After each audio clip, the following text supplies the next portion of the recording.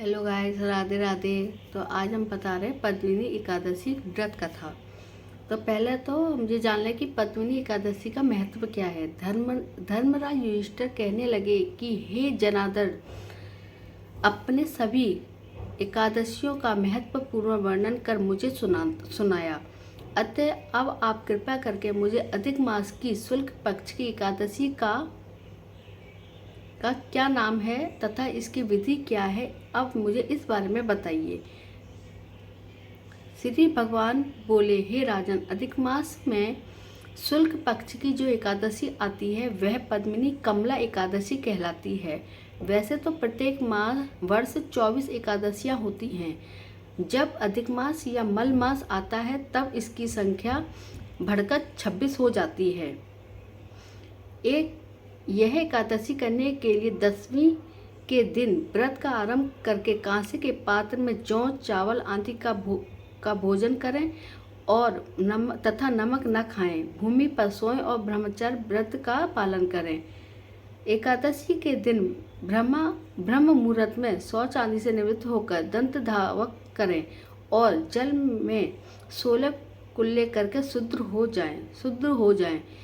सूर्य उदय होने से पूर्व उत्तम तीर्थ में स्नान करने जाएं। इसमें गोबर, मिट्टी, तिल तथा कुशा व आंवले के चूर्ण से विशेष स्नान करें। श्वेत वस्त्र धारण करके भगवान विष्णु के मंदिर जाकर पूजा अर्चना करें।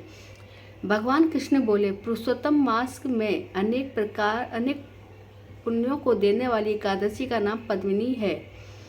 इसका व्रत करने से मनुष्य कीर्ति प्राप्त करके वैकुंठ को जाता है, जो मनुष्यों के लिए भी दुर्लभ है। हे राजन, ध्यान पूर्वक इसकी कथा को सुनो।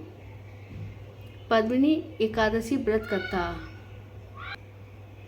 हे मुनिवर, पूर्ण काल में त्रेतायुग में हेहर नामक राजा के वंश में कृतवीर्य नाम का राजा महिष्मती राजपुरी में राज करता था। उस राजा की 1000 परम प्रिय स्त्रियां थी, परंतु उनमें से किसी के भी पुत्र नहीं था जो कि उसके राज्यभार को संभाल सके। देवता, पितृ, सिद्धि तथा अनेक चिकित्सकों आदि से राजा ने पुत्र प्राप्ति के लिए काफी प्रयत्न किया, लेकिन सब असफल रहे। तब राजा ने तपस्या करने का निश्चय किया। महाराज ने के साथ उनकी परम प्रिय रानी, जो इक्ष्वाकु वंश में उत्पन्न हुए राजा हरिश्च की पद्मिनी नाम की कन्या थी, राजा के साथ वन में जाने के लिए तैयार हो गई। दोनों अपने मंत्री को राज्यभार सौंपकर राजश्री भेष त्याग कर गंधमादन पर्वत पर तपस्या करने चले गए। राजा ने उस पर्वत पर 10,000 वर्ष तक तपस्या किया, परंतु फिर भी पुत्र प्राप्ति नहीं हुई।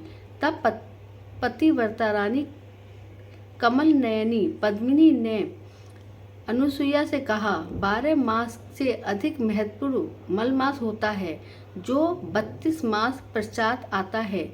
इसमें द्वादशी युक्त पद्मिनी शुक्ल पक्ष की एकादशी का जागरण समेत व्रत करने से तुम्हारी सारी मनोकामनाएं पूर्ण होंगी। इस व्रत के करने से भगवान तुम पर प्रसन्न होकर तुम्हें शीघ्र ही पुत्र देंगे। रानी पद्मिनी ने पुत्र प्राप्ति की इच्छा से एकादशी का व्रत किया। वह एकादशी को निराहार रहकर रात्रि जागरण करती। इस व्रत से प्रसन्न होकर भगवान विष्णु ने उन्हें पुत्र प्राप्ति का वरदान दिया। इसी के प्रभाव से पद्मिनी के घर कार्तवीर्य उत्पन्न हुए, जो बलवान थे और उनके समान तीनों लोकों में कोई बलवान नहीं था। तीनों लोकों में भगवान के सिवा उनको जीतने का समर्थ किसी में नहीं था। सो हे नारद, जिस मनुष्य ने मल मास शुक्ल पक्ष एकादशी का व्रत किया है, जो संपूर्ण कथाओं को पढ़ने या सुनते हैं, वे ही यश से भागी होकर विष्णु लोक को प्राप्त होते हैं।